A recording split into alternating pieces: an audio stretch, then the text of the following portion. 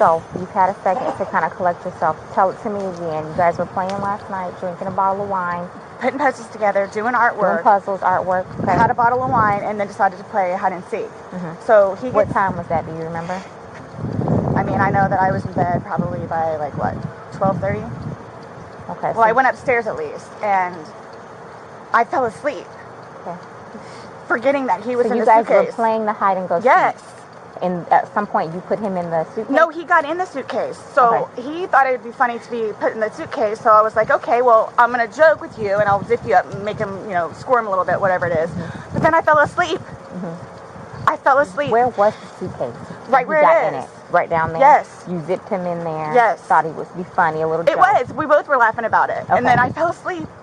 8 is enough. The woman accused of killing her boyfriend by zipping him up in a suitcase will have to represent herself at trial. We first told you about this story last night at 10. Sarah Boone has been through 8 lawyers in 4 years. Oh my God! I had told her from day one that her snotty attitude was inappropriate, and I tried very hard to bear with her and her attitude.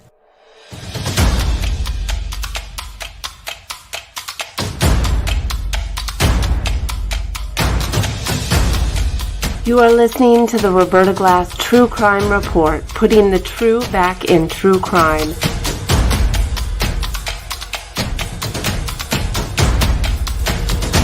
From New York City, Roberta Glass is now on the record.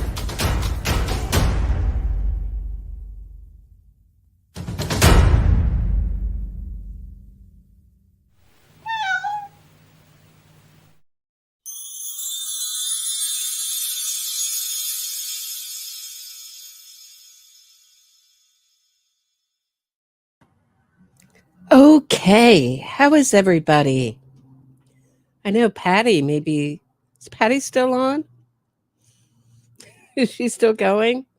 I get so mad. I get so jealous when I'm preparing for my lives and I can't hang out and watch Patty's Playhouse.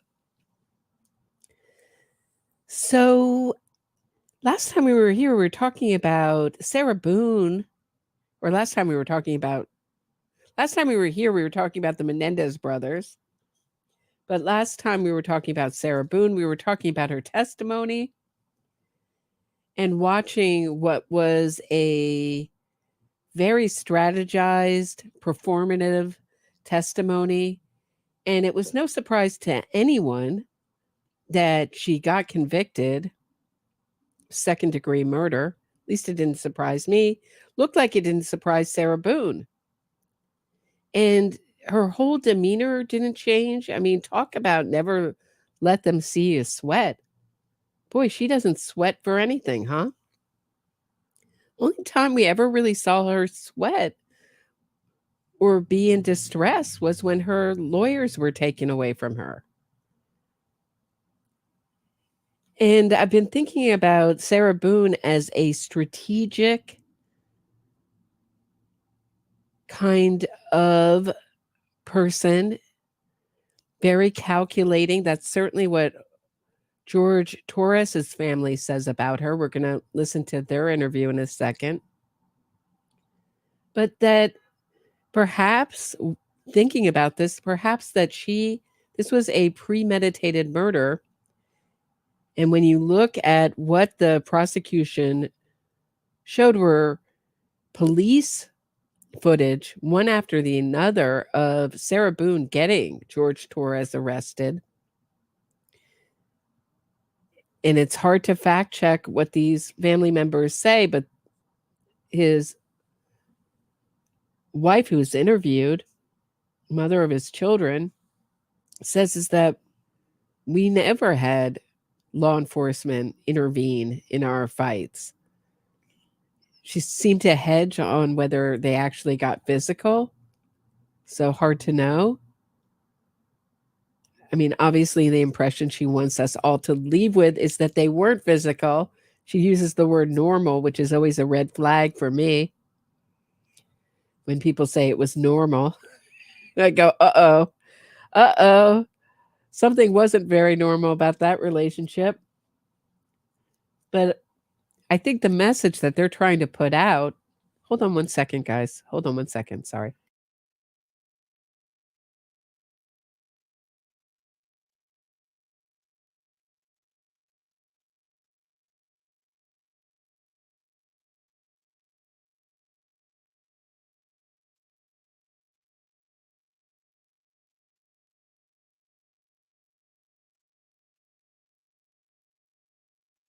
My apologies.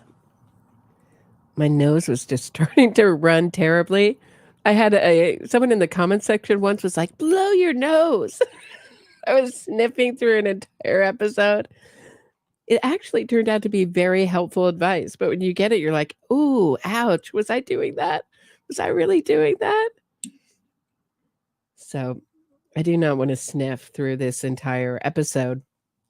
So I think the message that George Torres's family wanted to get out was that George Torres was not the aggressor, the same message that the prosecution wanted to get out, which was, or what I got from their evidence, at least, was that Sarah Boone, that the arrests were just an extension of what was a total control and sadistic plan by Sarah Boone to keep him, to punish him and hurt him. That's what I got from it.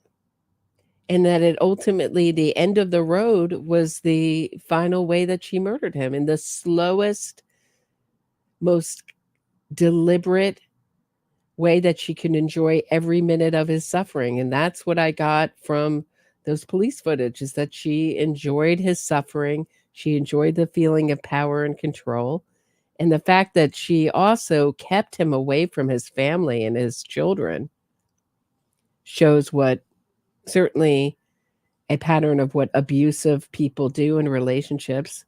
They totally exile you from any support that you could get and anyone that could challenge them, so that they have their victim under their total control.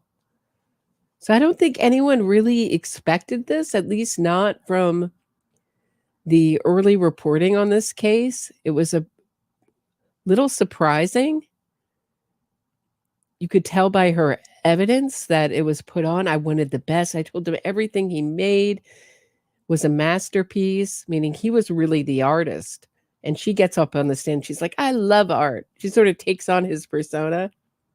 I love art. And I told him to let it go. I was helping him. I was his muse, just helping him with his art. It was unbelievable.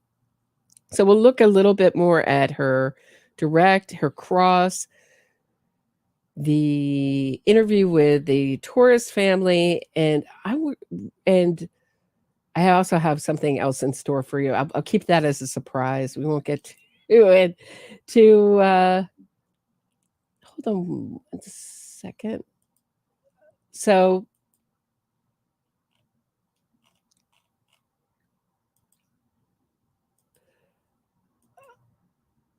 but first, let me pull up your comments. Hold on one second. I'm really out of sorts today. Okay, here we go. First one. Stubu says, I bet she drove to Publix the first time, which is why she so vehemently denied drinking before going there. She probably told George to go the second time because they were both obviously drunk and she didn't want to risk it. Right, of course. She's not going to risk herself getting arrested. She's just going to call the police on him like 5,000 times and play victim. Like, what? There has been never a bigger cry bully than Sarah Boone. And in all of the documentation that she had, there was nothing that suggested that he threatened or hurt the dogs. I'm really glad you pulled that out, Stubu. I pulled out the same thing with the dogs. I thought, this is a lie. When she was talking about the dogs and what he did to the dogs, this is clearly, even psychopaths, it's actually a known trait of psychopaths, will have compassion for animals, but not people. If anybody watched The Sopranos, that was really explored in The Sopranos. Tony Soprano's relationship with animals. He even kills a underling for his treatment of a horse, if you remember that. And the guy says, what are you, a vegetarian? Right? You remember that? So I thought it was her just telling the jury, see, he was really terrible. If you don't feel badly for the way he treated me, you at least have to feel badly for my blind and deaf dogs. Which, when the police are coming in one of these videos, she says, he's deaf. So they were kind of like little props to her. I'm a really good person. See, I have a blind and deaf dog. I take care of blind and deaf animals. Not a terrible person, right? And the terrible person treats my blind and deaf dogs horribly. Okay. Sandy Banks says, I took him on a trip. I believe since the beginning that the suitcase was upstairs. Somehow she got him in that suitcase upstairs. Did she knock him out with the bat? That's what I'm thinking. And after zipping him up, kicked it downstairs and then videotaped him upside down, then flipped him over and then flipped him one more time. I think he may have indicated he was going to leave her. That's what I think too.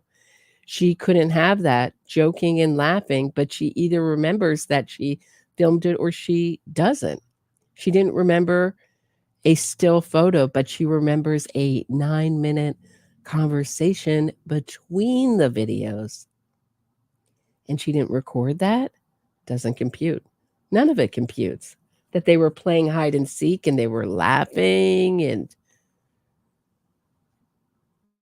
it's like one of their activities, like she's the cruise director that she had for the day. We have drawing, puzzle making, and then we're going to play hide and seek at the end of the day, George. Even the prosecutor in Cross said it's like you provided endless activities like you were his mother. I said camp director, camp counselor. Gladys Green says your analysis turned out to be right on, Roberta, how the prosecutor surmised it took place too. I mean, that's the only conclusion you really can come to that makes sense. The hide and seek story makes no sense. And you look at, you think about why she got rid of so many lawyers. Because she's sadistic. And she enjoys causing other people pain. And she has to be absolutely in control. And it's not a good feeling for her to have to take second fiddle to, say, a lawyer. Until she was absolutely desperate and terrified. That's the only time I saw Sarah Boone in this whole thing, as I said in the opening, afraid was when she had to appear without a lawyer. Because it messed up her plan, her grand plan to come in, get a stylist, get a hairdresser, get up on the stand and answer questions and be the hero, victim star that she always dreamt she could be. But I think this was in her mind for a long time to do something like this. She was, if you listen to the prosecutor's opening statement, she was writing text messages like, I'm going to get rid of him or end him, something to that effect. Forgive me for not remembering the exact phrase that she used.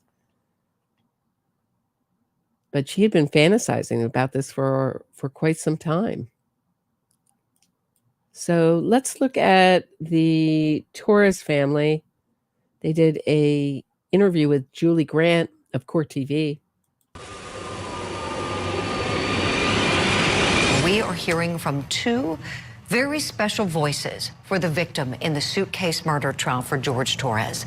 Prosecutors say that he was murdered by his longtime girlfriend, Sarah Boone, who had him trapped inside of a suitcase and left him to die.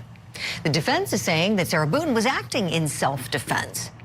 Now, George Torres' family is speaking out this morning, saying that he's being unfairly depicted as an abuser and that it was Sarah Boone who was the real aggressor. Now, since early in this case, we've seen evidence of Boone's problems with Torres' family. To know what we're here, what we're investigating, and that they're going to think I killed him. Why would they think that? They always have said that. They've always have said that. What have they I said? told you it's because I'm the blue-eyed white dragon. That's what they call me. Because they don't want him with me. So he's basically just not really been around his family because he chooses me over them. Called the Blue-Eyed Devil Association. Rights Association. Sarah Boone is being discriminated against, guys. Is everyone up in arms? She's a victim of reverse racism, guys. Or do you think, or the more likely thing is that Torres' family saw that she was a disturbed, dangerous, likely a psychopath, and that this relationship was going to end in death for him. And the reason she knew that they would know that she killed him is because she killed him purposefully. We see this a lot in these kind of interrogations. They're going to think I killed them. They're going to think that I was driving drunk. Were you driving drunk? Well, I was. Well, they were, right? They're going to think that. Well, why would they think that? We don't see a lot of innocent people going, oh, they're going to think that I did it. Remember Wendy Adelson? The family's going to think I'm behind this. She's, of course, innocent. She is an unindicted co-conspirator, the murder of Dan Markel. But does anybody remember she says that in her police interview? Family's going to think I did this. Why would they think that, Wendy?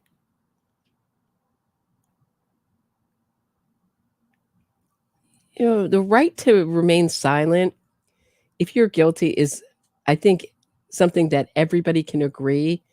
If you're guilty, you should exercise. Because from the heart and your mind, the words that you choose reveal a lot. And the stories that you can tell maybe one whopper lie, but then it has to fit with the evidence. And then you have to keep it going with all the rest of your whopper lies and make them consistent. What did I do here? My apologies. Let me just put it back in. I want to welcome in our special guests now. We have George Torres' oldest daughter, Ana Victoria Torres, with us. We also have Dolores Ortiz with us, who is George Torres' first wife, and she also brought with her this morning her youngest daughter, Destiny. First of all, my heart goes out to all of you, and for all of us here at Court TV, we are so sorry for your loss. Thank you for coming on the show, and I know that you really want to clear the air. And Ana Victoria, I know you've wanted to kind of be the family spokesperson, so I want to start with you, please. The way that your dad has been depicted as being an abuser in this trial, I know that it has upset you and you felt it's very unfair. Tell us why.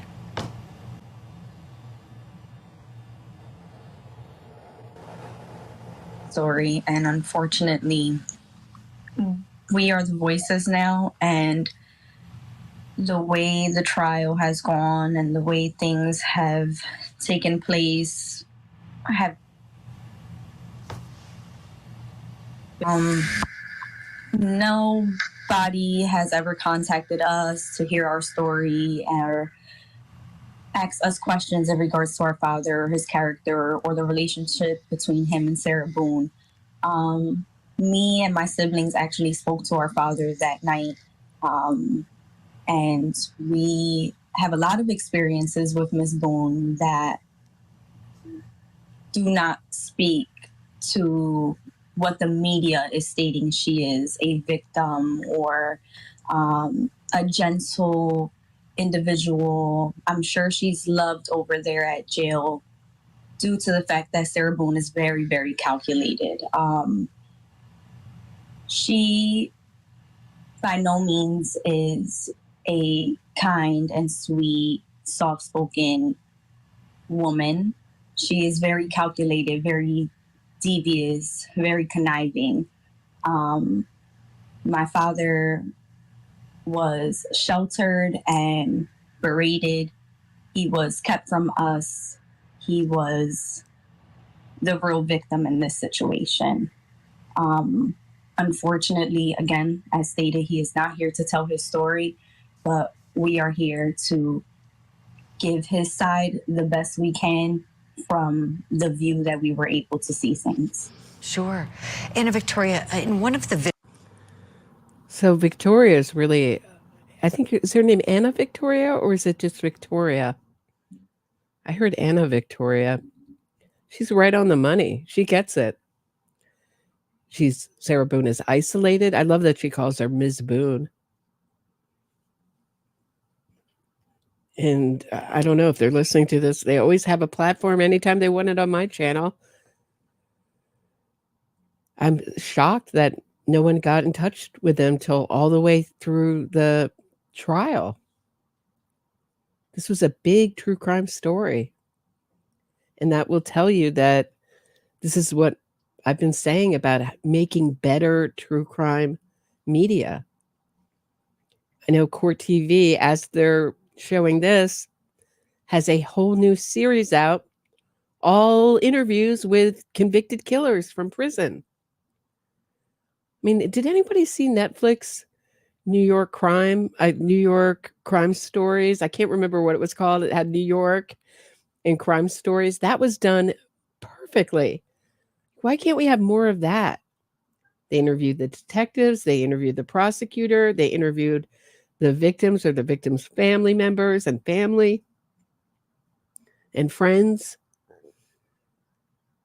And nothing was missing. Never once in that did I think, wow, I really wanted to hear from the convicted killer. I really wish we could go into jail and listen to them lie about this. videos that we've all seen, Sarah Boone told police that George's family didn't like her and that they referred to her as the blue-eyed white dragon. Would you talk about where that nickname came from, and if it's true that you all didn't like her, and in particular, why?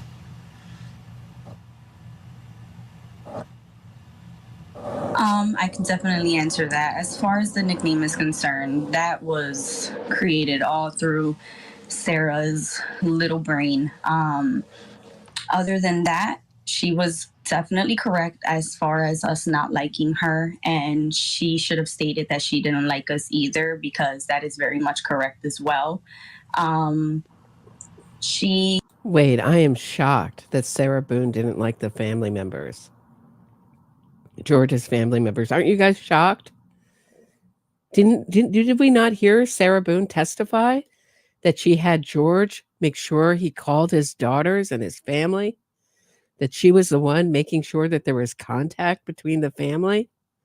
She was the hero camp cruise director, camp counselor, making sure her camper did everything on the to-do list after cleaning the apartment.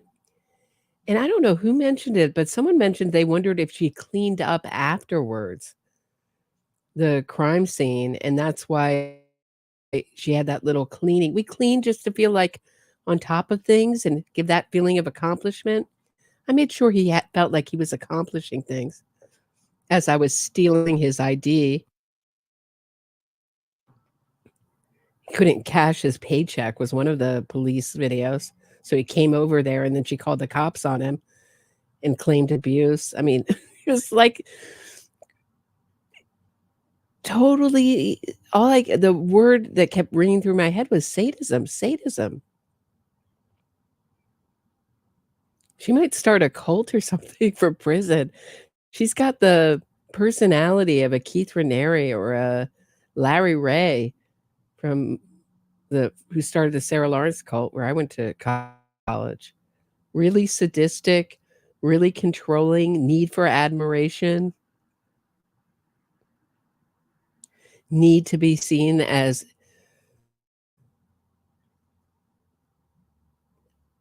how do you say it, better than everybody else, needs praise for all her accomplishments, whatever they are. It's not that George was the artist and she was just there doodling, which, you know, I'm no great artist. If I was with some kind of artist, I'd be like, yeah, sometimes I'll pick up a pen and doodle, but I just told him everything was a masterpiece. Here's how you make great art. You just close your eyes and say, everything I'm going to make is a masterpiece, and you let it go. Oh, God, she's insufferable, isn't she? Like I stated, is very evil. And what she is acting out there on the stand and within that courtroom is baffling to me, because that is not the real Sarah Boone at all. But yeah, she was correct. We don't like her. We didn't like her. That will never change.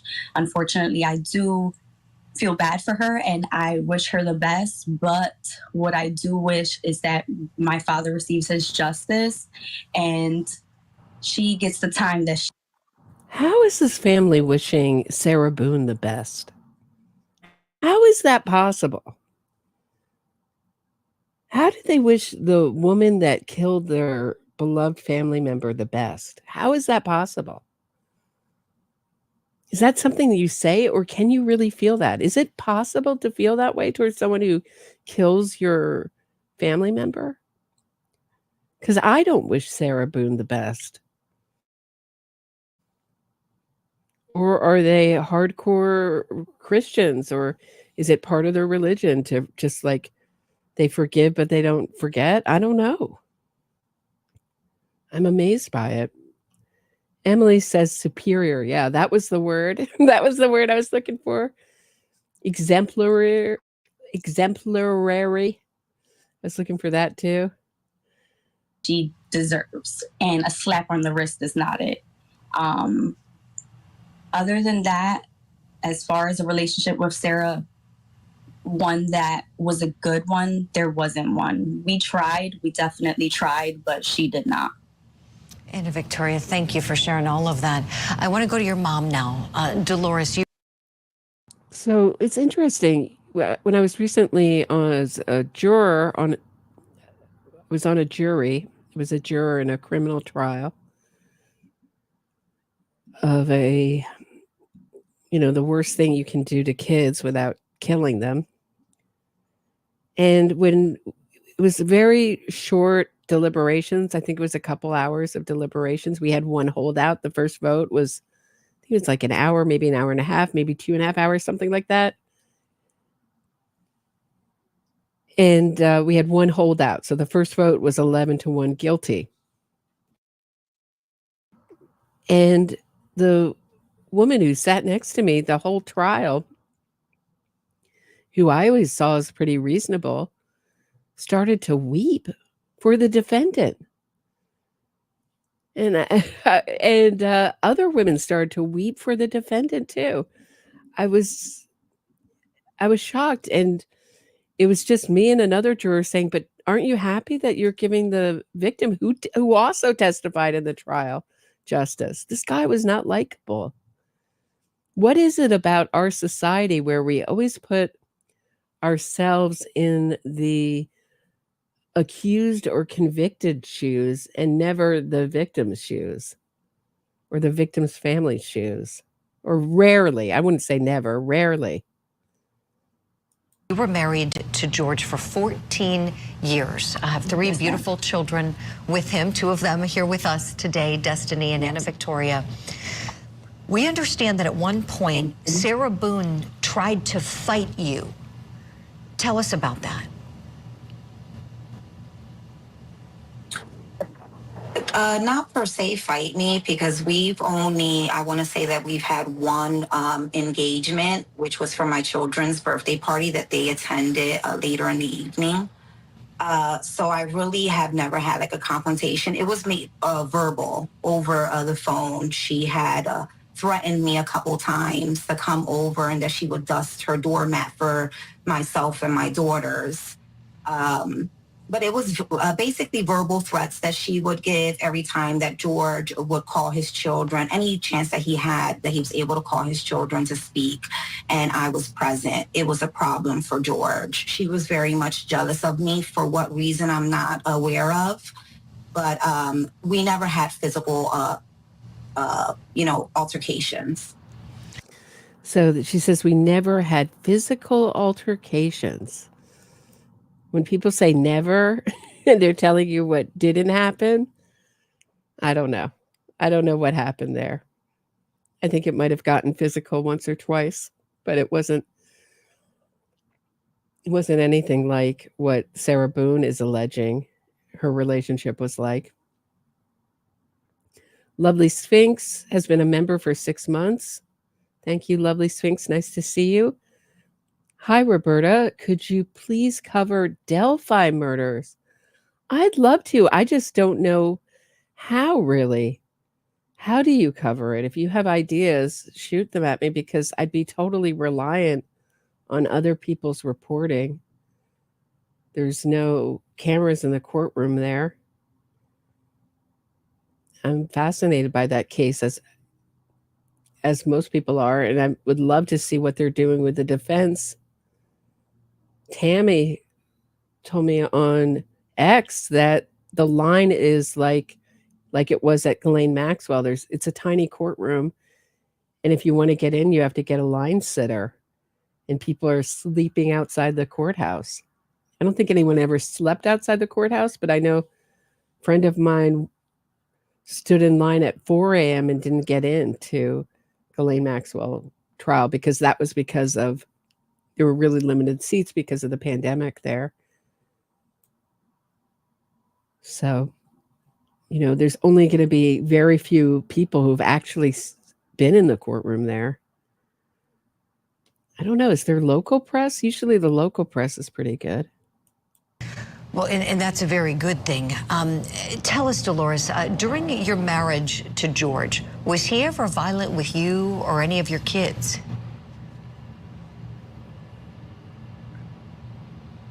He was never violent with my children. We would have normal husband and wife family spats here and there. Normal husband and wife family spats. I'd love to know what that really means. Hey, Dean Walker, nice to see you. How's the granddaughter? I would love to know what normal husband and wife spats means. There, but never to the point where police were ever involved, DHS was ever involved. We were never that type of family. I can't relate to Sarah and the abuse that she so-called claims that she's received from George, because I never received abuse like that. Right. Also, you're looking at how much, it's not just that he aged, George Torres, that he degraded, just physically so much, lost so much weight, looked so ill. And Sarah Boone made it seem like the drinking was totally on him and she was just trying to control him once he got drunk. But it seemed like she invited that so that it became a means to control him. I mean, really, this is such a dark story. Anybody who starts getting you away or talking badly about your friends and family and isolating you from your friends and family, just head for the hills and don't look back. That is red flag numero uno. I want to say the only thing that I can say about George is that he was a ladies' man. Gotcha. Okay. And so just to be very clear here, did anything physical ever take place in terms of physical violence that he inflicted on you?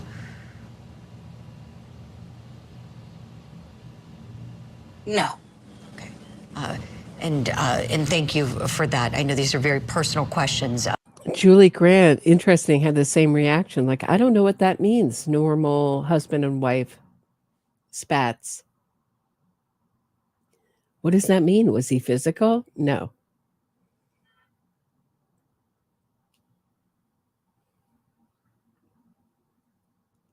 But never got to the point where the cops were called. You know? And it seems odd that he would be mean to her dogs when he was great to his kids. You know, I mean, like, odd all around. Seems like the story was written from Sarah Boone's imagination. But we really want to get everything out here and get your side of all this, as everyone in the courtroom isn't hearing it. Destiny, we're so happy to have you here. You were a surprise this morning. We knew Anna Victoria was coming on and your mom, and we're so glad to see you too. What would you like to say about your dad, the kind of person that he was? What would you like the world to know about him?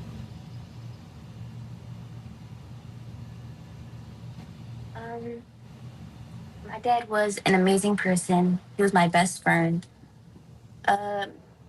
Nobody's perfect, but my dad was very loving. Everybody loved him back.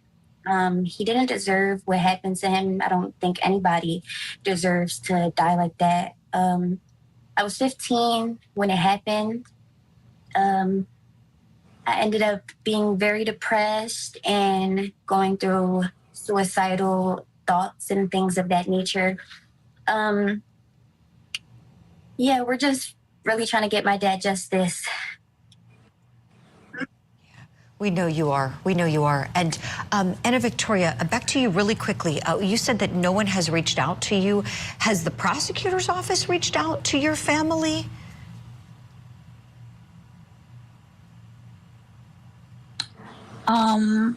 As far as my father's mother, his father, his siblings are concerned, they have been communicated with due to the fact that they do live in Orlando. I live in Philadelphia, but nonetheless, I have communicated with the attorneys. The only thing I would say is I've never been contacted in regards to who my father was. I'm not sure if Sarah Boone deleted the calls or anything like that, but I'm sure those things were able to be, brought back up. But my siblings and I spoke to our father that night, and I do think that our encounter and what took place over the phone is very valuable to the case, as well as what their relationship was like and what Ms. Boone's plans may have been that night. Again, whether they have been premeditated or not, in my opinion, they very much were, due to the character of Sarah and all the experiences that we've had with her. But right. I mean, that's what I thought. Just listening to her testimony. Who plays hide and seek like that? And it just was so much like Jodi Arias. If it's loaded up now, I loaded it up on my video section of my YouTube. A comparison of Jodi Arias demonstrating the linebacker pose when she was supposed to be in fear. And she wanted to talk it out. She didn't want to do the pose. And Sarah Boone had to show how she had to zip up the suitcase. And she didn't want to show how she zipped up the suitcase. She wanted to talk it through, which means I can make things up on the fly, but I'm not sure I can make things up and act them out. Do you know what I'm saying? So I thought we'll take a look, relook at that in a second. Lovely Sphinx says, thank you so much. Thank you, Dean, and thank you, Lovely Sphinx. Says you can use Andrea Burkett. People have suggested her. Lawyer Lee. Is it Laura Lee or Lawyer Lee? And Grizzly True Crime as resources. I haven't checked out Andrea Burkett. Yeah, I wonder if there's local coverage. And Sleuth's pretty good. Delphi needs your expertise, knowledge, and experience. I don't know how much I can give on it, but I'll do my best. I'll see what I can do. Lovely Sphinx. Also, Tom Webster, pretty good, but they are not you. Oh, thank you very much. Thanks very much, lovely. Yeah, I would. It sounds like an incredibly hard case. I just don't know. The guy has confessed 63 times, and there's still YouTubers going like, I'm not sure he's the guy. Like, they're trying to create some kind of innocence fraud story that he was coerced into falsely confessing. Oh my gosh, it's absurd. What did your dad say on the phone? If we were contacted, things could have been much better. So nothing in specific, but we talked on the phone for months at a time, every so often. I would say that I spoke to my father at least 3 times a week, maybe more. And we would stay on the phone as long as he possibly could stay on the phone with me, without Sarah getting agitated or whatever the case may be. Sure. I can't really put into words the way she would act. Yeah. You all got to know a different Sarah Boone. Just talked all the time, sure. And my father that day seemed very uneasy. Yeah. Yeah. Well, again, we are so sorry for your loss, and would love to continue the conversation with you as we're getting close to the jury getting the case. Anna Victoria, Dolores, Destiny, thank you all for coming on opening statements. I know Julie Grant follows me on Twitter. I don't know if she watches this show or not. I hope she has them back, because that was one of the more insightful pieces of media created on this case, which has been largely sensational and lacking. I don't know. Even some of my shows I felt kind of missed the mark, lacked depth. So I wanted to show you the reason why actually, before I get into that, let me show you. I have so much stuff to show you guys. I just want to show you one more time the difference between Jodi Arias. Here we go. And Sarah Boone. So Sarah Boone is asked to show how she zipped up the suitcase. Look at how, so this is an area where the two of them, Jodi Arias and Sarah Boone, were both supposed to be in fear. And they have to go back in their mind to the moment they were in fear and show the action that they did. And they both have the same flat affect. And they both want to talk, not show. And it's really eerily similar. Check it out.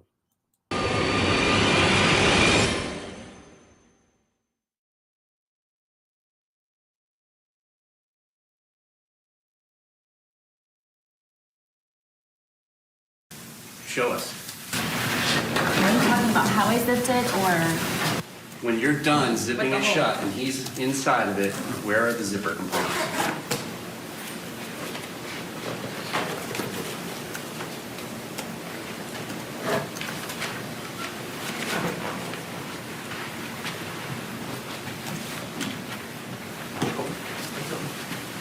Just tell me what's that up. I mean, it was the corner. I mean, the corner was right here. Open. I mean, it's not.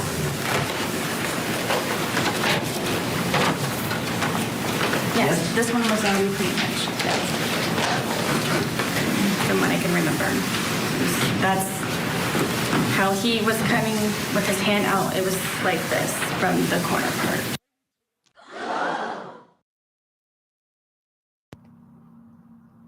Right, so a little hedging there from what I remember, so that if the reenactment, when you do the reenactment and you realize that it can't be done like that. It couldn't have happened like that.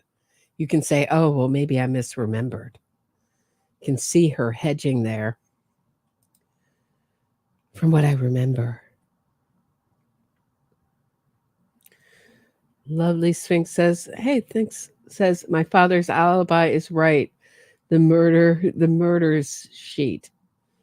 Is that a show? What did you say? My father's alibi is right. The murder's sheet. I don't know what that means. I'll catch up with you guys in the chat. I'll figure it out.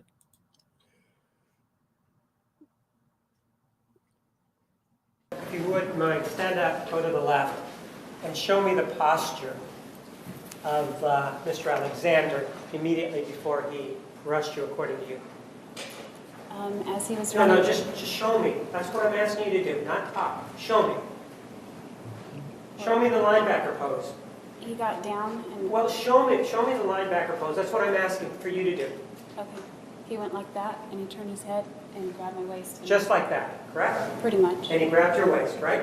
I can't say it's just like that, but that's what I remember. Well, no, just I want it without talking. Just show me the pose. He got down like that. Like that? Yeah. All right, go ahead and have a seat then. And ma'am, and you said that this happened right about here, correct? I don't know. It was somewhere in the center of the bathroom. Right. So how is it, ma'am, that if you are shooting him, and that's the first thing that happens, how is it then, ma'am, that the shell casing, Exhibit 111, then landed in blood? Objection calls for speculation.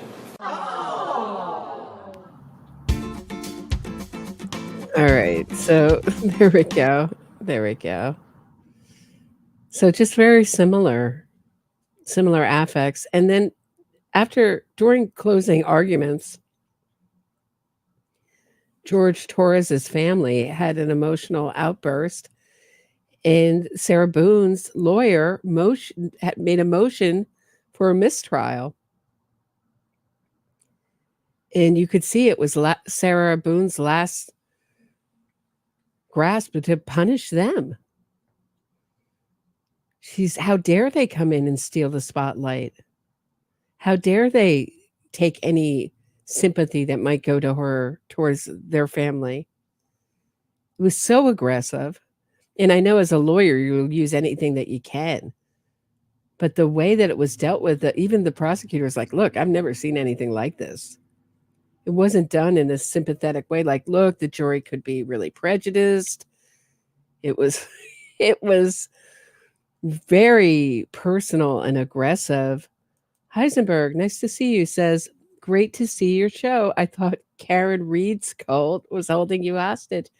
Do you know that, I don't know who's ever following me on X. Apparently, Kevin Lenahan from Yellow Cottage Tales can't stop talking about me. That guy is so convinced that the things in his head, if he can imagine it, that it's true. And that I told him my issue with this show, that he was hosting a murderer from prison, and he's making up all sorts of stories. Like it's about Grant Smith Ellis, that I insulted him. At that time, I had blocked Grant. I had my own issues with Grant. I had no problem with him trashing Grant.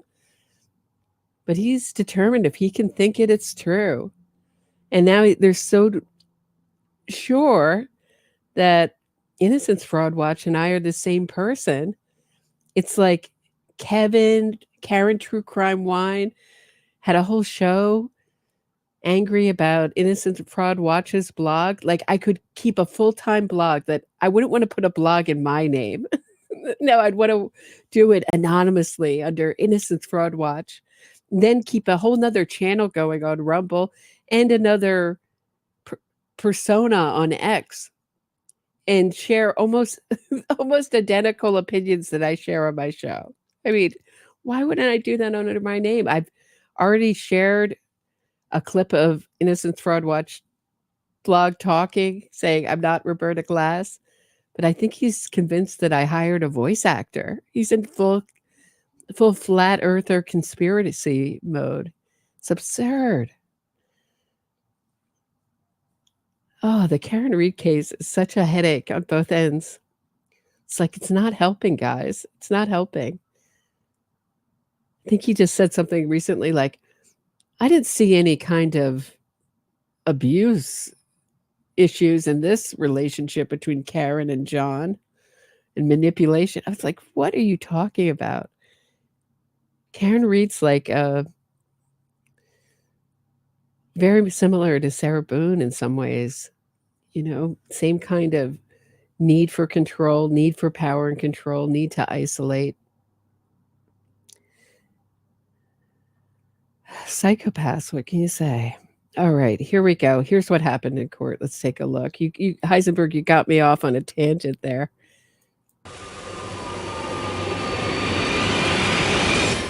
Sarah Boone's entitled to a fair trial. I think that right's been compromised here today. I don't know who's scheduled to put the two detectives on the front row with the Torres family, the family of the victim.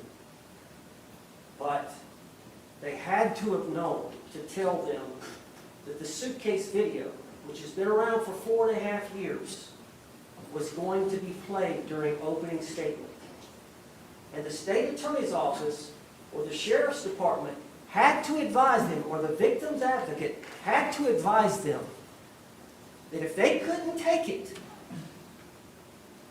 in front of a jury that's trying to decide the case, they needed to get out of the courtroom.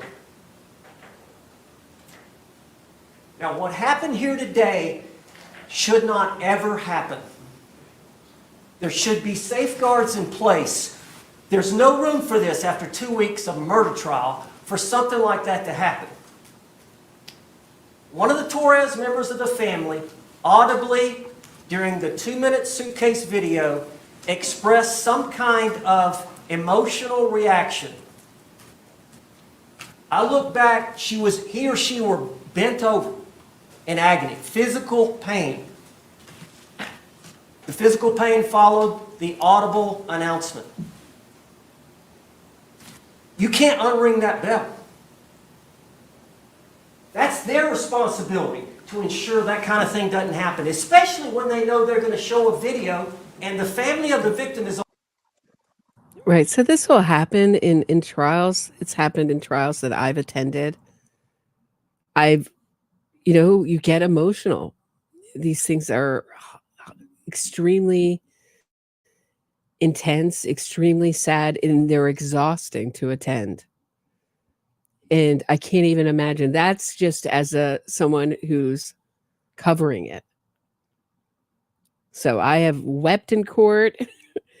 I've never had to leave.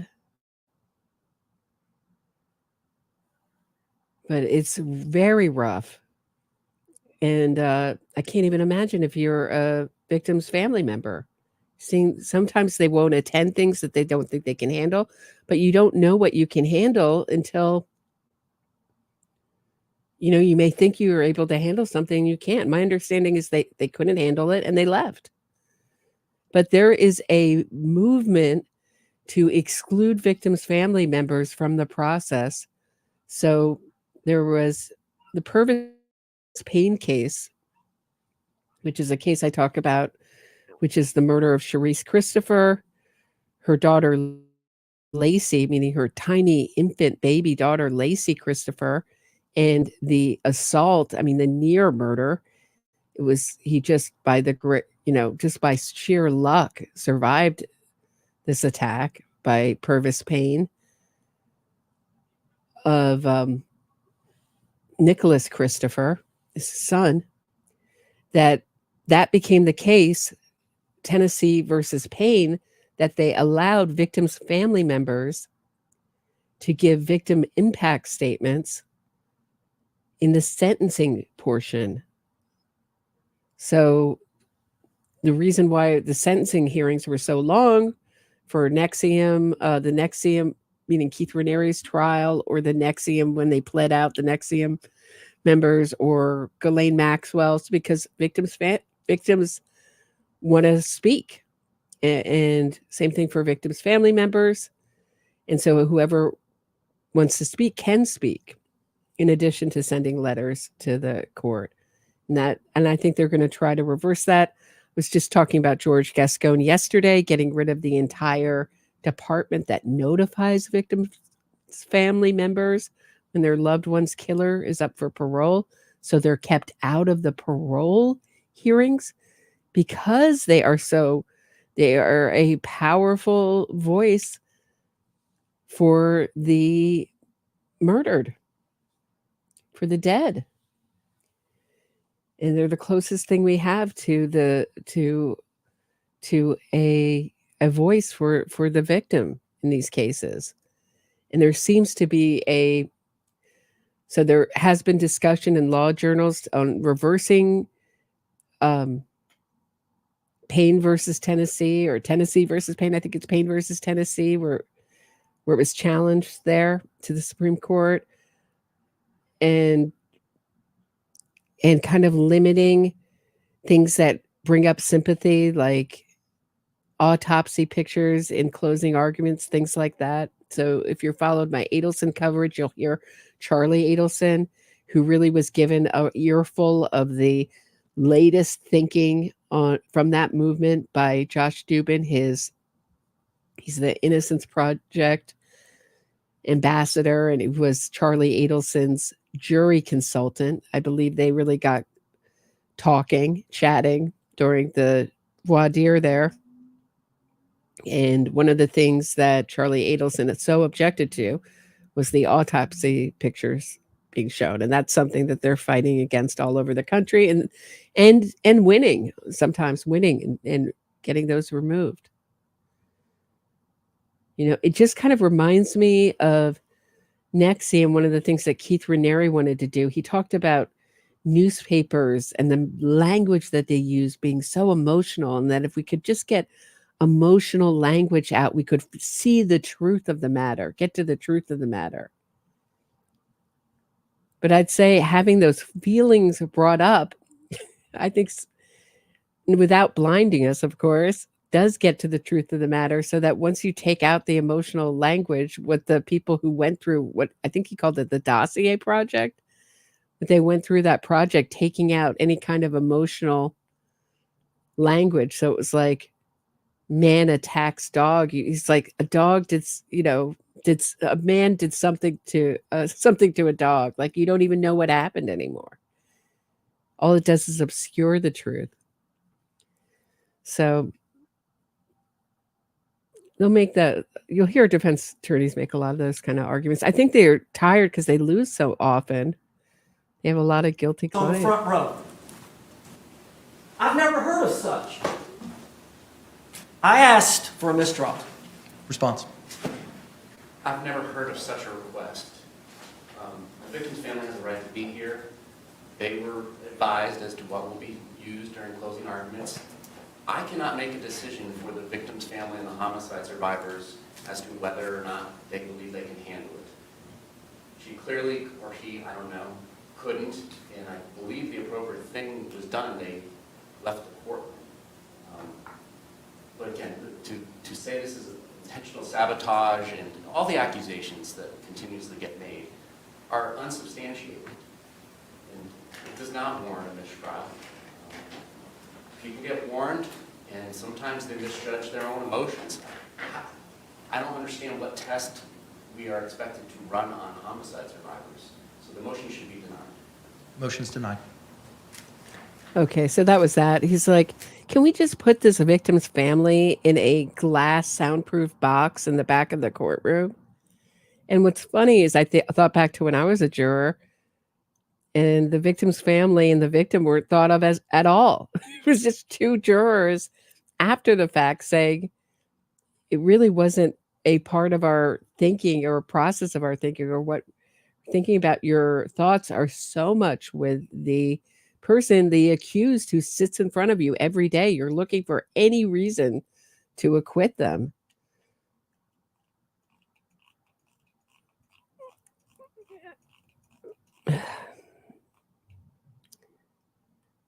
So did I miss something? Hold on one second. Heisenberg. says, oh, Lovely Sphinx says the Murder Sheet is a local Delphi podcast. They've been following it very thoroughly. Okay, I'll try to check out some of the local news too. Usually our local reporting is very good. That's been my experience. Much better than our national.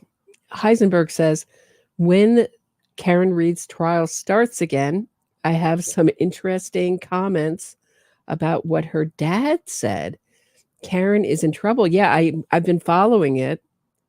I understand that her dad, Karen Reed's dad, they've asked for his phone. Is that my understanding? And that it looks like that gives a hint that he might be called to testify. You're looking for the... I was shocked that he wasn't called to testify, nor was Karen Reed's brother. So it's going to be a very different trial, I think, with Brennan at the helm. I have some shows coming. I have some shows in the works coming up.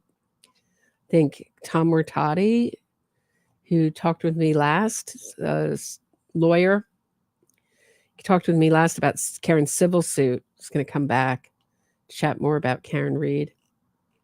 So I'll be back to that. I know that Turtle Boy's been playing a lot of my interview with Kate Peter. So let's take a look at in that horrible my opinion, sleazy lawyer. What is it? What is his name? Bredlow, that guy who's taken to defending Aidan Kearney. I'm looking at my interview. Here is the testimonies, the last bit of the direct that we didn't really get through, and some of the cross. I thought we'd watch it together.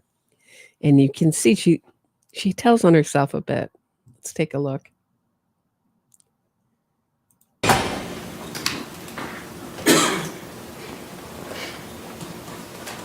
To this incident.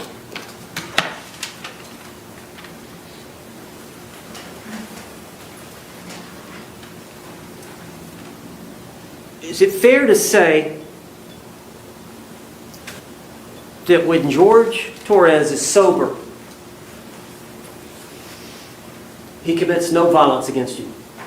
No. Is that fair to say? Yes. Is it fair to say that every time that he's intoxicated or every time that you're hit by him or harmed by him, it's when he's intoxicated? Yes.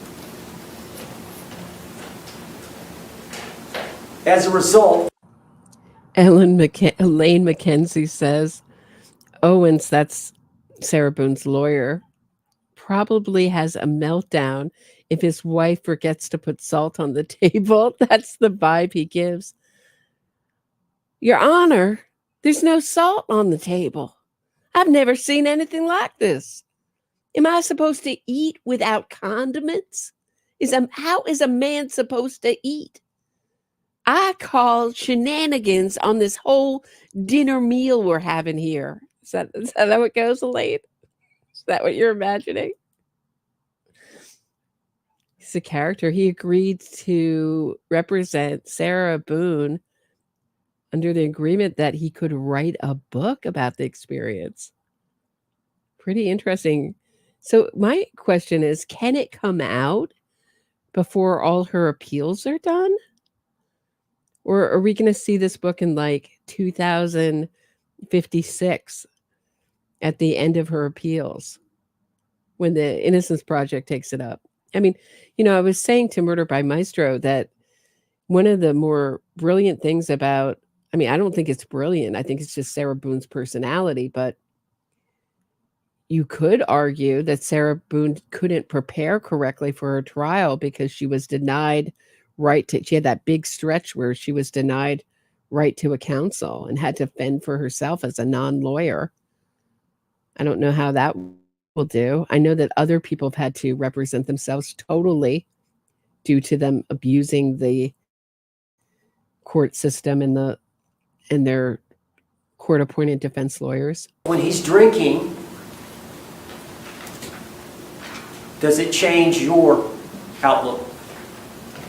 Yes. Could you explain that to the jury? I'm always fearful, paranoia. Why?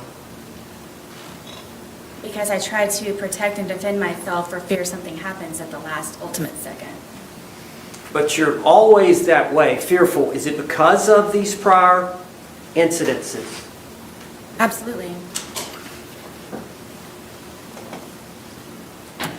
Do you try to placate him? All the time. What do you mean? With the puzzles and the painting and feeding the ducks across the way at the pond, listening to music, trying to go for a walk on the trail, anything that I possibly can. I told you I was running out of things to entertain him with. Why do you think George, what bothers him? Objection, calls for speculation. Sustained. Does he tell you? Objection, calls for hearsay. Sustained.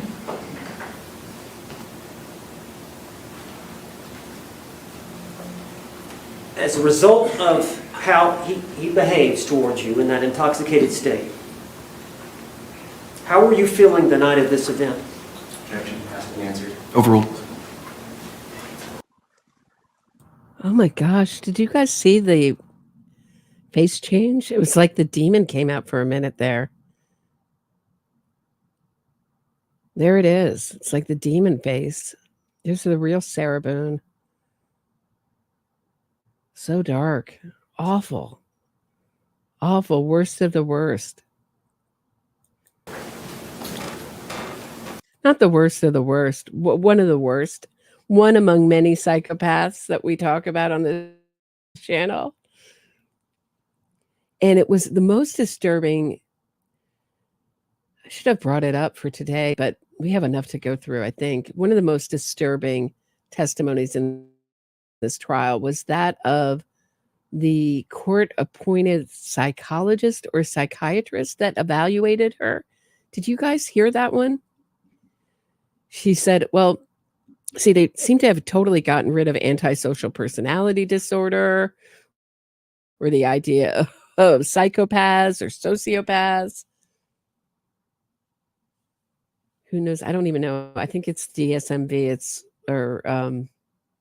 Meaning the Diagnostic Manual for Mental Health Profession. I believe it's antisocial personality disorder.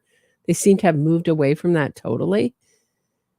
So that originally Sarah Boone, and as we know, all antisocial personalities, i.e. psychopaths, are narcissists, but not all narcissists are psychopaths, that she was flagging for having flagging all the issues you have for narcissism with this psychiatrist, with this court-appointed psychiatrist who was evaluating Sarah Boone. But because Sarah Boone said that she was a victim of domestic abuse, that she had to move that diagnosis to PTSD. Someone left me a comment about how I should just get over the Menendez brothers and that they've been in for 35 years.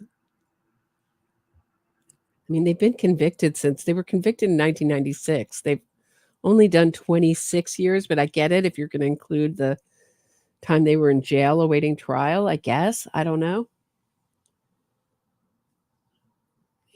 From what, like 1990 on, 34 years. But I don't think I just don't think you're getting that. They're arguing that the Menendez brothers have post-traumatic stress disorder. I hear this all the time argued now. How somehow in their post-traumatic stress disorder state, they were able to spend $1.78 million of their parents' money, buy Porsches, hire a tennis coach, hire bodyguards, go from hotel to hotel and break into their father's safe. Isn't that amazing? They were awfully functional for having PTSD. Hey, Angie. Thanks for becoming a member. Welcome aboard. And she was like, I think this comment was like, hey, Roberta, can't you be just a little fair? Meaning, can't you just echo the same stuff everybody else is echoing? No, no, I have my point of view. The rest, you have the entire rest of true crime media to hear, if you want to hear how the Menendez brothers are victims. Because everybody's going with that narrative. I just don't buy it.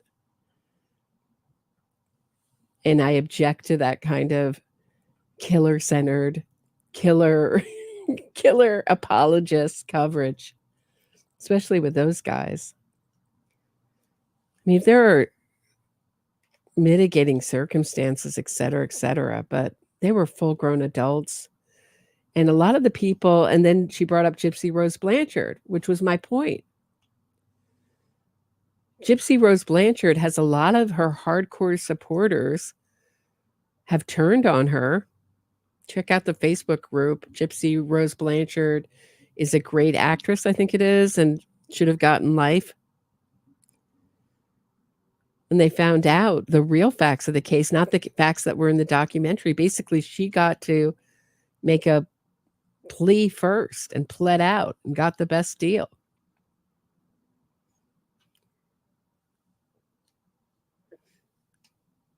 But you can't say you went here and went there and then were trapped in your home. And certainly there's some real contradicting information about her medical history too and her operations. So leave it at that. Extremely nervous, anxiety galore, just I can never relax. When he's drinking. Yes. And the state of intoxication that he was at the time of this event, is that the state that scares you the most? It's the tone, yes. There's a lot of alarms and red flags that go on throughout the day or night or whenever it is that we are drinking. Non-responsive. Tell us about that. Do you think she practiced that look in the mirror in jail? So if I move my eyebrows like this, there's a lot of red flags throughout the day. If I talk in this dramatic cadence, that maybe people will see that I'm really the victim here. And that I had just some things to get off my mind.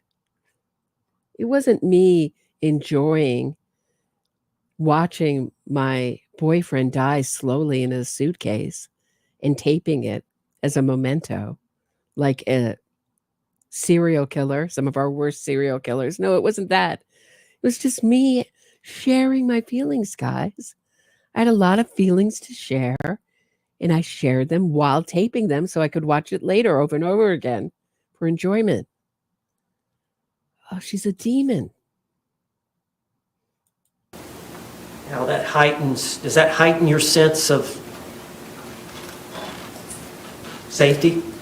At all times. But especially when he's drinking? Oh, yes, all the time. And then his mood? So as for her injuries, if you're going to drink as much as she has or did, let's hope that she's not hitting the jailhouse hooch in jail and won't hit it in prison. Let's hope not, for everyone's sake. But, you can injure yourself being that drunk. I wouldn't put it past her. I don't know if I'm saying purposely or not. You just do. Your motor skills are not that good. I had one friend whose mother after her husband died in an accident, went into a heavy drinking state and was like constantly in and out of the hospital, falling down the stairs, doing this, doing that. So leave it to Sarah Boone to capitalize on that. That was my thought on it. I'm not saying that he didn't defend himself every once and again, but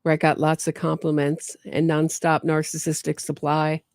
That went, and it was no longer fun for me. So I entertained myself with these sadistic games, but that really wasn't scratching the itch. And he wanted to leave, so I killed him.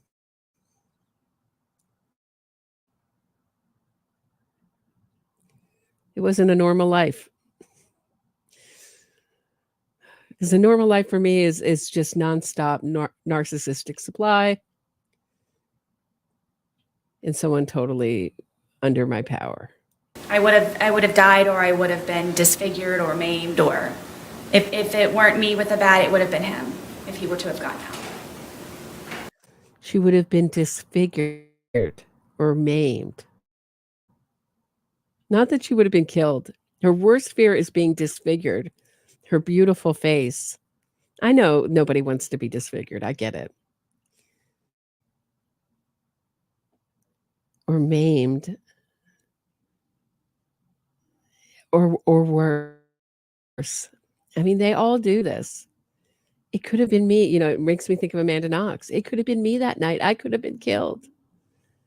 Never mind that there's a zillion places in the cottage where my blood mixes with the victim's blood, lights up under luminol. Or if you want to be for the Amanda Knox supporters, come at me.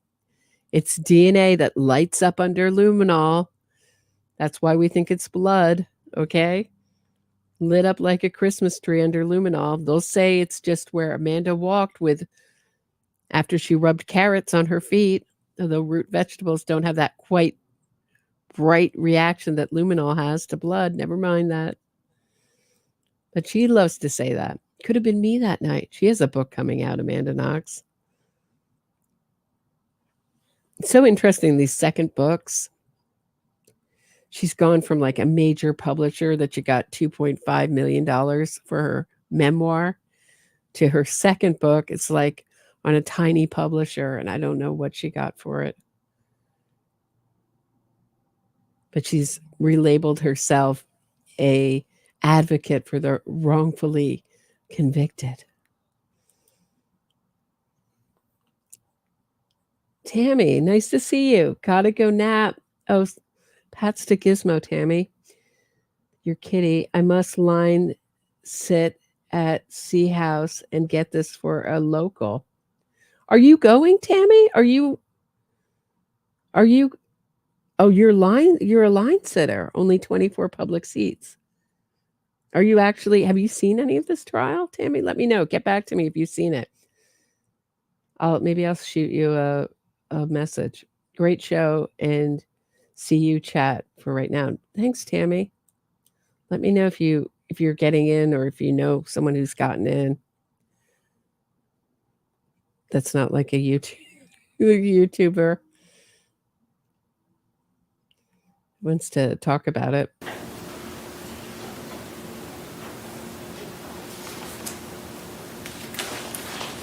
That's all. Any cross-examination?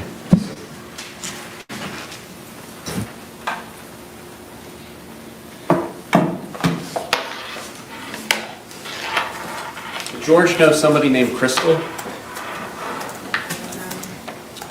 Did you ever mention Crystal in your text messages about being one of his bitches? I don't know. I don't remember. How about Christine? Did George know a Christine? I don't know. She knows. She knows. This is called, if I say I don't know, my lawyer told me just to say, I don't know, when I get in trouble here, or I don't remember. Ridiculous. Crystal was actually a bitch for my blind or my deaf red Boston Terrier. Did I tell you I have a blind and deaf dog? 2 dogs. One's blind, one's deaf. And I take care of them. Me, Sarah Boone, takes care of them. Did I tell you that? And George is really mean to them. Mean to my blind and deaf dog. How about a Pamela Erickson? these may have been people that he was communicating with on whatever the platform was. On your phone? I believe so, yes. And did you find these communications? I believe I found one or two of them from some of them. And did you send a long letter to his family to relay to him about George and his girls that he was cheating on you with? I believe so. Okay, so you do know those names, right? I don't remember them. It's been however long. Okay. Now, on February 24th, 2020, you called 911 at about 1 p.m., correct? Yes. And at that Wait, Guitar Hero, is that not true? I heard it was true. It's not true. So Guitar Hero is saying I am incorrect. So I stand corrected if I don't want to put out wrong or incorrect information, saying the Boone book deal with the lawyer was a silly rumor. Yeah, I didn't even know how that would work because you couldn't really publish that. It made sense as to why you'd want to take it, but you really couldn't publish that. Jodi Arias' lawyer who tried to get off the case was disbarred for publishing a book. Trapped with Jodi Arias. He's no longer a lawyer and looks so happy. He looks so, have you seen that guy interviewed? Forgetting his name. He looks so happy now that not to be a lawyer anymore. That profession was not for him. Clearly, he hated being a defense attorney. But he published a book and got disbarred over it. So I don't know how you would publish it. So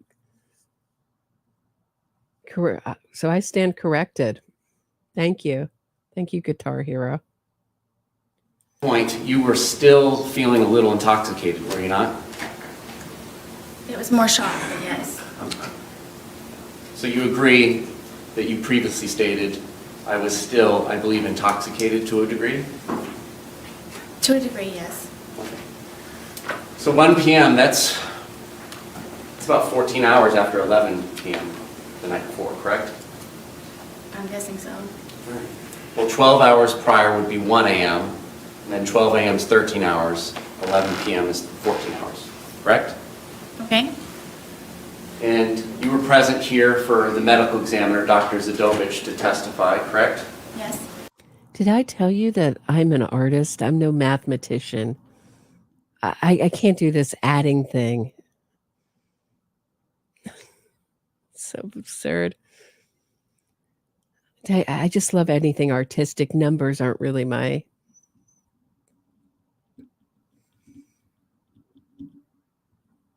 thing. And you heard her talk about all the effects of ethanol that has on a human body, correct? Yes. And she also mentioned something that it, on average, dissipates at about 0.015 an hour. Do you recall that? I believe so. Okay. So,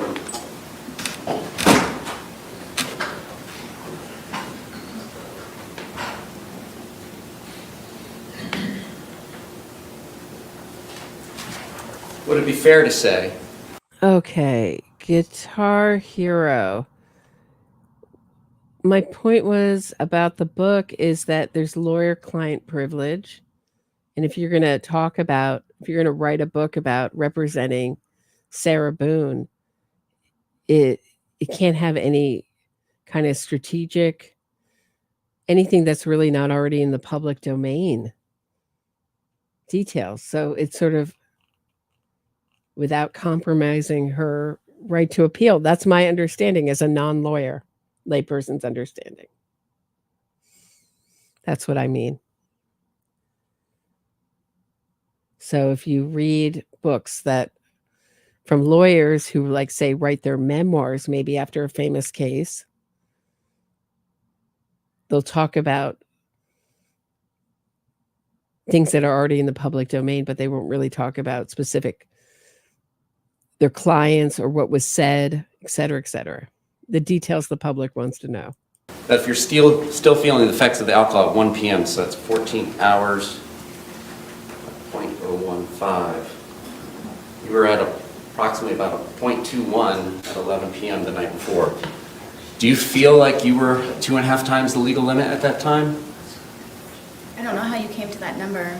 Judge, I'm going to object. Approach.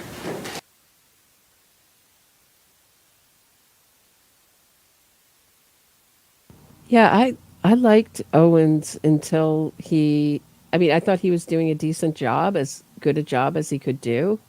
Or You may proceed. forgot I cut that little. There's a long stretch there, and I cut it out. But then when he did that stunt with the mistrial, I get he's desperate and he knows his client's going to be convicted, and they're going to throw the book at her. She's going to get a long sentence for this. So particularly heinous and cruel crime. Why she didn't take the 15 years, I know why, because she's not a normal functioning person. She's a psychopathic murderer who thinks she's going to get away with it because she's been getting away with things her whole life. Crying victim and getting away with things. That's what we saw with the police tapes. So I'm not shocked that she didn't take it. It's just, if I were her lawyer, I would beg her to take that 15-year deal. Beg her. You can't make them, but you have to do what's in your client's best interest. Try to convince her. So you testified earlier that you all had about half of one of these bottles left from the night before, correct? Yes.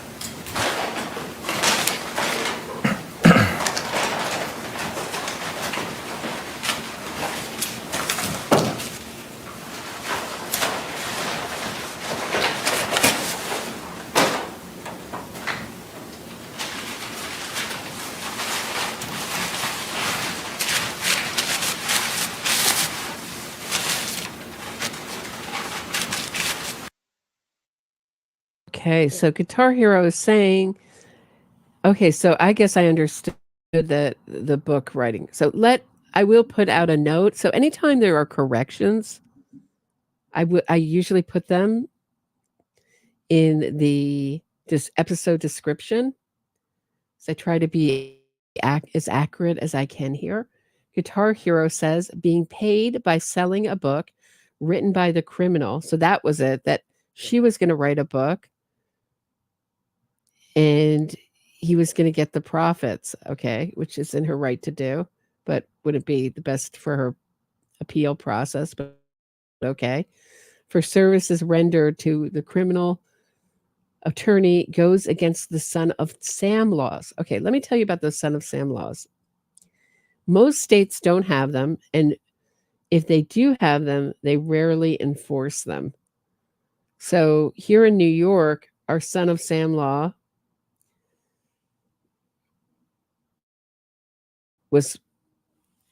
was named after the Son of Sam crimes that happened here, was undone when Henry Hill, who was a low in the mafia, wrote a book with Nick Pileggi called Wise Guys, and he wanted to sell it to be made into a movie, which it was, called Goodfellas, directed by Martin Scorsese, starring De Niro, et cetera, et cetera. It's now a classic movie.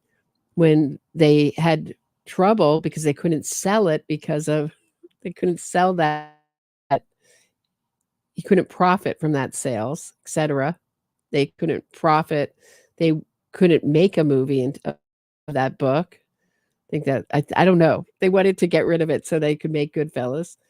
The publisher, actually, it's the publisher, not the movie company. It's the publisher challenged it when they wanted to publish that book called Wise Guys. And they couldn't because they would be profiting off of crimes. They challenged those laws successfully. And so we don't have Son of Sam laws in New York here anymore. They may be called something else in other states, but they tend not to enforce them. When's the last time you heard some murderer being indicted for profiting off of their crime in the United States? Never. Julius Jones, after his sentence got commuted, after Trump got his death sentence commuted to life, thanks to Kim Kardashian for no reason whatsoever. Just that it was Kim Kardashian's pet killer. His DNA, the Innocence Project had already tested the DNA on the bandana worn by the killer. They came back with his DNA. And the Innocence Project still represented him after that, still pushed innocence. And Kim Kardashian got Trump to call the governor and got his sentence commuted to life. But he was selling things from prison to the tune of $30,000 a month after his commutation. So who says crime doesn't pay?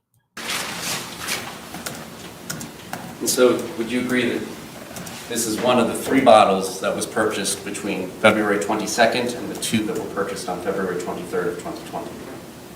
I'm guessing. Okay. Maybe it's like the bottle, yes. All right, and it's 1.5 liters. Would you agree?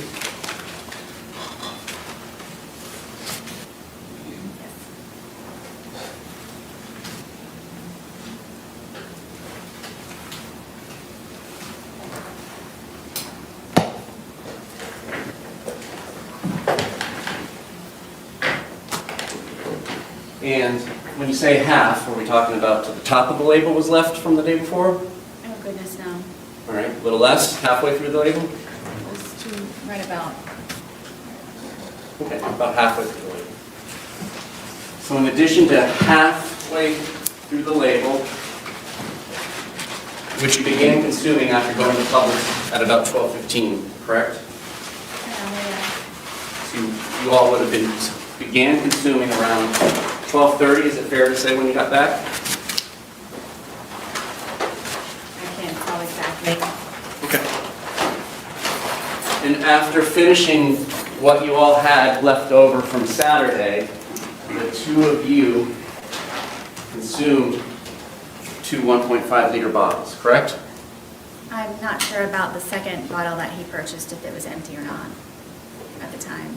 Well, you did mention that the police would find 2 empty bottles in the top of your trash, correct? Yes. And we did all see that in the photographs, correct? See that Two. they were empty in the garbage, yes. All right, and you say you were about 100 pounds at the time? Yes. And we all know Mr. Torres was 103 pounds at the time of his death, correct? That's what they said. All right, so that's 3 liters of wine between 200 pounds split between 2 people over the course of a day, correct? Yes. And you testified today that you were intoxicated at the time that this occurred, the videos between 11 and 11:30 at night, correct? Yes, at some level, yes. Now, what does that mean to you? Previously, have you indicated that that means the room is spinning? Do you ever recall saying that? I do. So what was your level of intoxication at this point in time when the first video was filmed at 11:12 p.m.? Do you mean from lack of sleep or alcohol? From the alcohol. What was my level? What were you feeling? Did you have trouble with your balance? I was more tired than anything. Did you have trouble with your balance? I don't believe so. So you were able to flip a suitcase over with a 100-pound man in it, right? Sarah, did you hear me? I'm a psychopath. Alcohol doesn't touch the sides with me. I'm not sure where it goes. It just keeps drinking. I can fully go through with my planned and premeditated murder. I mean, yes, it happened. Okay. How about your speech? Do you feel like your speech was slurred? Clearly. How about your inhibitions? Do you feel like you were doing things that you wouldn't do when you were sober? I wasn't thinking about that. Well, on reflection, do you feel like this is something you would have done when you were sober? I didn't know me and George. I'm just asking you, looking back on this, when he's in the suitcase and you're telling him how you feel, and then you wait 11 minutes and you film another 22 seconds, and then you go upstairs, upon reflection, is that something you would have done and left him in there had you not been drinking? I don't know. I can't say Okay. If I was scared, then it would be something. All right, now, today you testified about the time frame between the two videos, correct? Yes. So you came down from the shower where you were hiding, correct? Yes. And as you're coming down the stairs, before you even get to the bottom of the stairs, you can kind of see over your shoulder or towards your right that he's trying to hide in the suitcase, correct? Yes. And the lid is down, but it's not closed, and you can tell he's hiding in there. It's not a great hiding spot just yet, right? Correct. And so you come over to him, and you're laughing, right? Yes. And you move the suitcase around some before zipping it shut, right? No. No? You immediately zip it shut? Yes. Okay. And you're both still laughing about it, correct? Correct. All right. And then it's during this course of time, how quickly is it after you zip it shut that you begin filming the first video? I don't know without watching it. I don't know.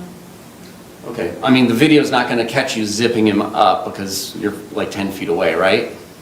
How quickly after you zip him up is it before the video starts, is my question. I don't know. Okay. And then during that 9 minutes and 14 seconds is when he begins to get angry, correct? What, 9 minutes? Between the two videos, there's 9 minutes and 14 seconds between the end of 1061 and the beginning of 1062 and 1063. So you got the 2 minute, 3 second video that starts at 11:12:45, correct? I guess. Permission to use state 17? You may.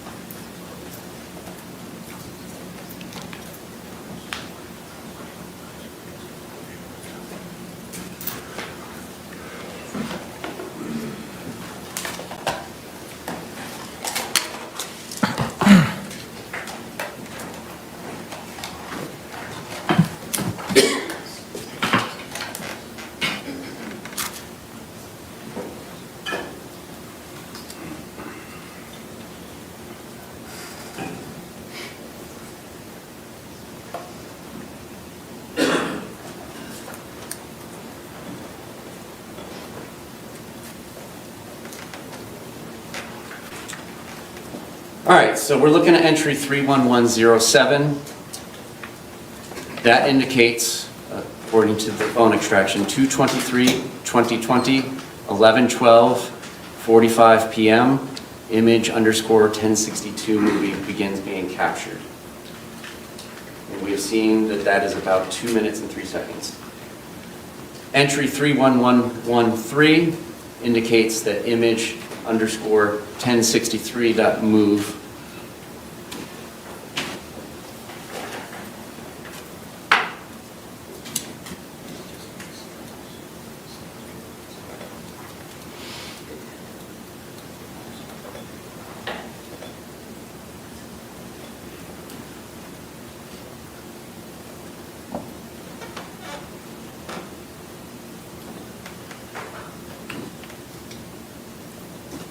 disconnected.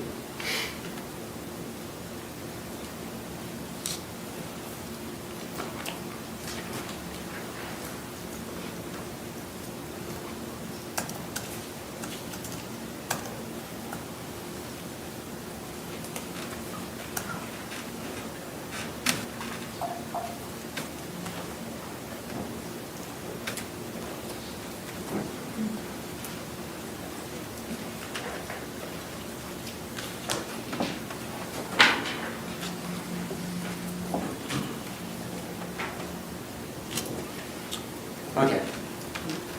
31113, a second movie is captured at 11:23:03 p.m. Your testimony was that after that first video was captured by your phone and you, Mr. Torres began getting angry and trying to push his way out, correct? Say it one more time, please. Between these two movies, of which there's about 9 minutes and 14 seconds, Mr. Torres begins to get angry and try and push his way out and get out of the suitcase, correct? He had been angry on and off throughout the entire day. Okay. You didn't tell us that earlier. You said it was a wonderful, fun day all day, correct? That's because I lived. Okay. But you did not tell us earlier today that he had been angry throughout the day. When would I say that? You described your entire day of doing puzzles and arts and crafts and outside by the dartboard, and you said it was a wonderful day and everything was fun until he was in the suitcase. Did you not testify to that earlier today? I did. Okay. Wow, you could see her. There's the real Sarah. And he caught her. He caught her in a lie. When was I going to say that? Well, maybe when you're describing the day, he was drawing, when you were having your drawing session, he lost his temper. Should be burned in your brain. The last day you had with your beloved. She had already discarded him. You know, this is the way it works for these psychopaths. This is a cycle of ideation, love bombing, and then degrade and discard. And they're no longer useful.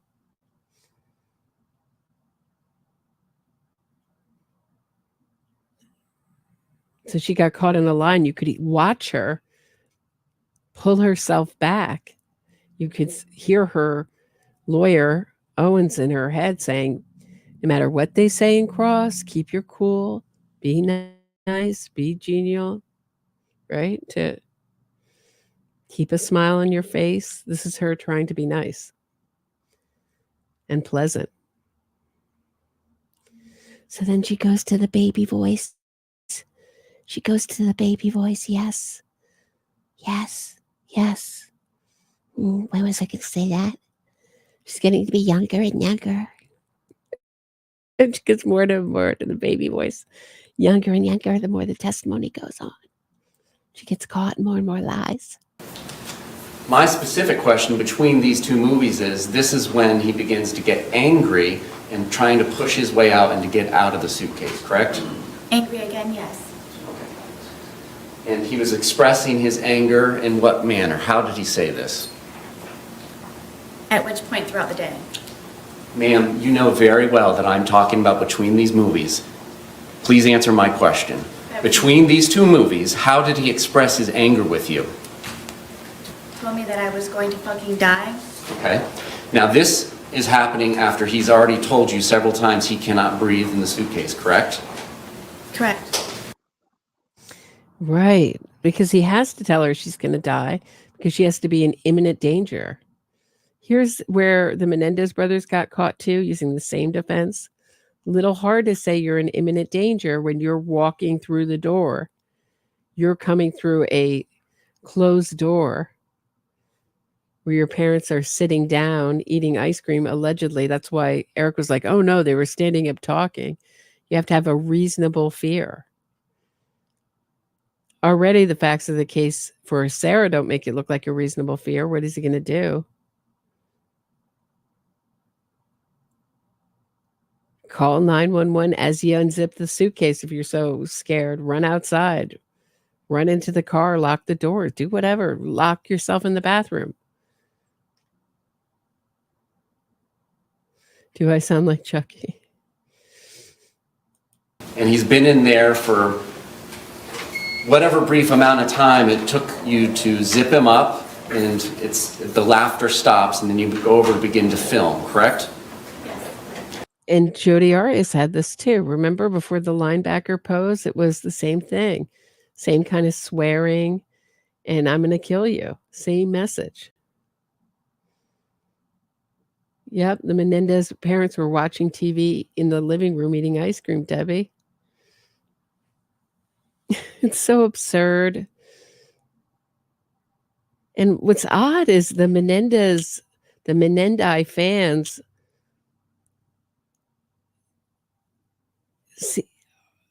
I guess maybe they'll be in jubilation when they get out. They don't seem to be celebrating. Even, I can't remember if it was Eric's wife or Lyle's wife. I think it was Eric's wife put a tweet up on X like, hey guys, it's going to be hard for them on the outside. Like, I'm not ready for this.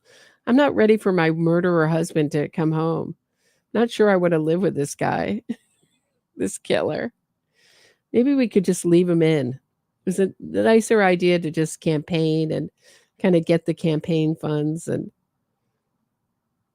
talk about how great they were and what a victim while they were far away behind locked away behind bars. And you're filming, your purpose of filming is to kind of teach him a lesson. This is your chance to say something to him when he can't say anything back to you, correct? No, Then correct me. there was no lesson to be learned. It was just I wanted him to try to understand how I felt so maybe he could progress in being a better person the next day. So she is a mini Tony Robbins, isn't she? First, she's helping him be a better artist. Then she's helping him be a better person.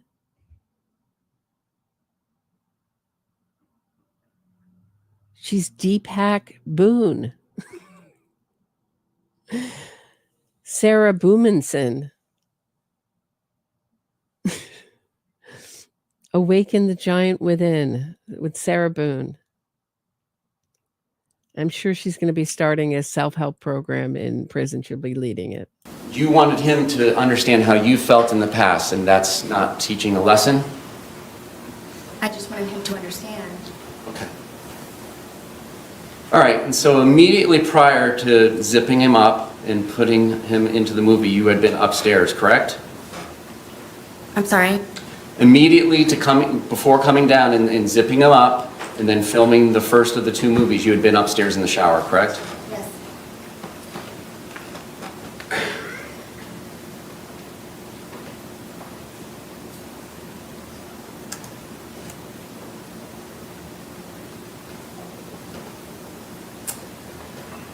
I'm going to publish what has been labeled as image_1061, which according to the timeline was captured at 11:03 p.m. 31 seconds with her device.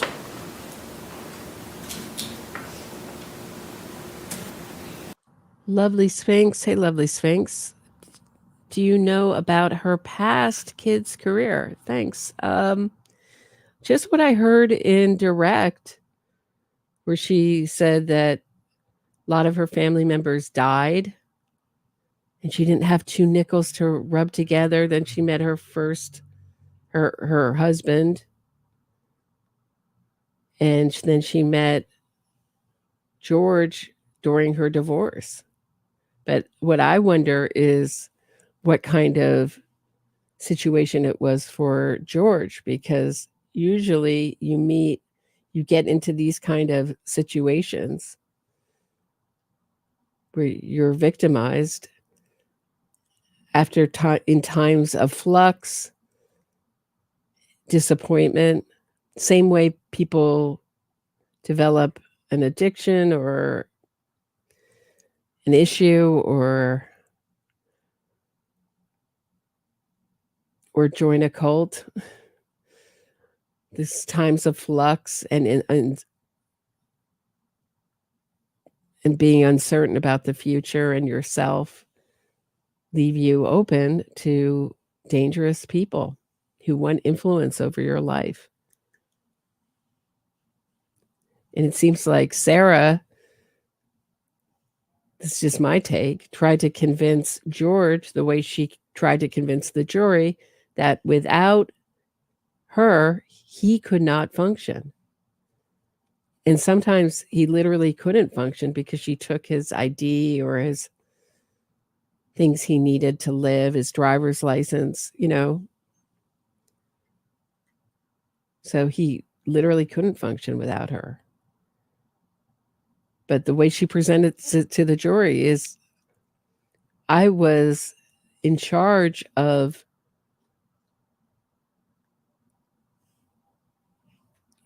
minimizing possible terrible outcomes. I was the harm reduction woman. So I brought out puzzles and drawing, and we had fun. We played hide and seek, all like kid stuff. Really, the prosecutor really nailed it. Puzzles, drawing, hide and seek. It's like he was her child. That's the way she wanted to present herself, as a loving mother to her lover. Odd. There was a lot of loss she didn't have the money for college. A lot of jobs gotten and lost. But I don't remember she said she had siblings. I didn't hear that part. Does anybody remember she said she had siblings? I didn't think she did. Brother or sister? I don't think so.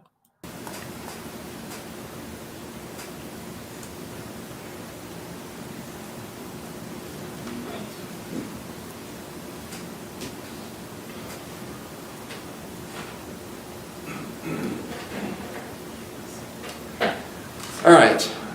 Does this appear to be the suitcase that's in question in the two movies that are filmed at 11:12 and 11:23 p.m.? Huh?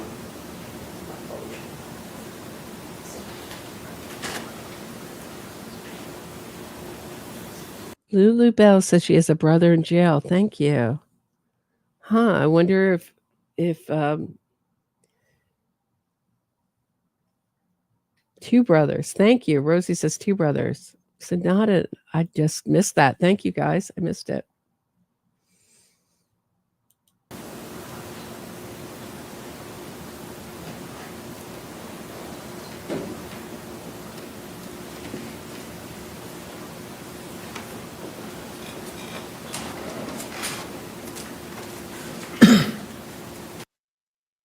One might not be in prison, but is a registered SO. Ay. Who said that? Debbie Gibby. Thank you. Thanks, Debbie.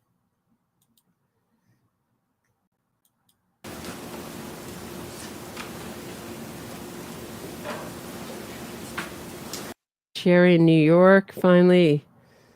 Sherry in New York says two brothers, one's in jail and one in the Marines. And where is she in the birth order? Does anyone know? This is image 1061 taken at 11:03 p.m. 31 seconds. Does this appear to be the blue suitcase that's in the two videos that were captured at 11:12 and 11:23 p.m.? Correct. Did you take this image at 11:03 p.m.? I don't remember if I did or not. And again, we had, and by we I mean you and Mr. Torres, two 1.5 liters bottles of wine and plus whatever was left over from the day before, correct? That's correct. So humiliating. Sure she got off on it. Was such a humiliating way to die. So sadistic. That's all I get from. I think this is about as much as I can take for today. Lolly77 says middle child. Wow, interesting. But they really tried to spin a tale of her having a sad life. I think she's going to thrive in jail. She seemed to have no reaction to the verdict. Let's see if we can just quickly, if I can bring up the verdict real quickly before we go, just to watch her face. It's like she wanted the trial. Like, this is my legacy. This is what people will remember me for. My murder. Hold on, let me just share my screen really quickly.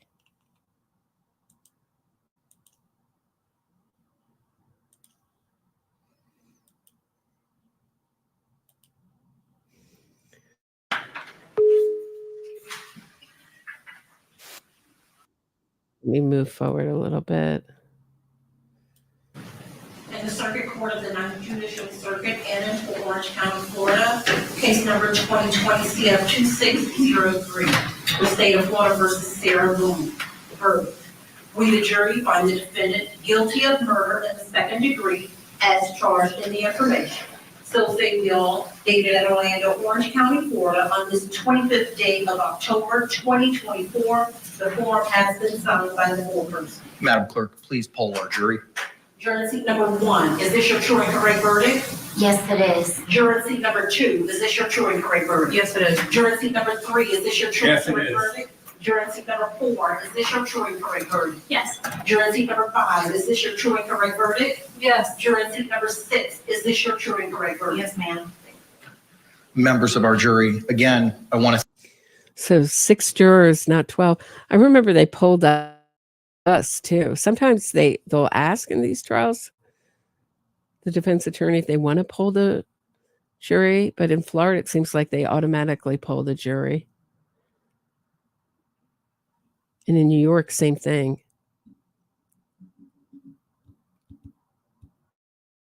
But you can hear the voices of the jurors, very sure. That was like what my yes was like. Yes. Yes. Did you hear that? You hear that, dude? Think you're guilty. Very sure that Sarah Boone is guilty. Certain. Yes, ma'am. Yes, ma'am. Guilty. So that's what I have for today, guys. Thanks for hanging out. We've been going for 2 hours. I think it's a good time to stop. I think we've had our fill of Sarah Boone for the day. I have tomorrow off, but I will be back Tuesday, 6 p.m. Eastern. Please leave me a comment, share this episode. Oh, Patty researched it on fly. I'll check that out. Thanks, Doris. And I'll be back tomorrow, Tuesday at 6 p.m. Eastern. Have a great night, everybody. Thanks for watching this with me. I think I'll go out with, I don't know. It's not on topic, but it's been so nice to go out with a song. I think I'll just go out with my Menendez Brothers song. Have a great night, everybody.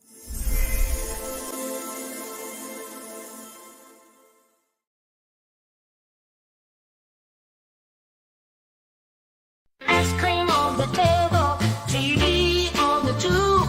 You must have picked the label. Everything you heard is true. Your mom and dad, the sinner just made us blue. Crack dealers, Wells, is it boo-hoo or hoo-boo? We did it for the money. We consoled ourselves with Rolex watches, hand-tailored suits, ran our hand over designer fabric swatches, broke into the computer. We wrote that will. A Jeep Wrangler for a lady, paid with bloody dollar bills. We did it for the money. Kim K believes us, so does Rosie. Oh, strangers weep, we had it so bad. It's the Menendez Bros show. Just release us from prison. We'll play victims so well. Squeeze out some tears. The truth we never tell. Looking for suckers to manipulate emotions. Someone with empathy, enough to fill oceans. Just break these prison bars. They'll appear on your YouTube show. Lie and sob and wink. If you know, you know. We did it for the money. We did it for the money. We consoled ourselves with Rolex watches, hand-tailored suits. Ran our hand over designer fabric swatches. Broke into the computer. Rewrote that will.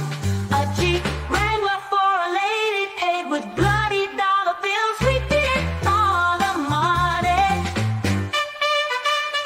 Kim K believes us, so does Rosie. Oh, strangers weep, we had it so bad. It's the Menendez Bros show. Just release us from prison.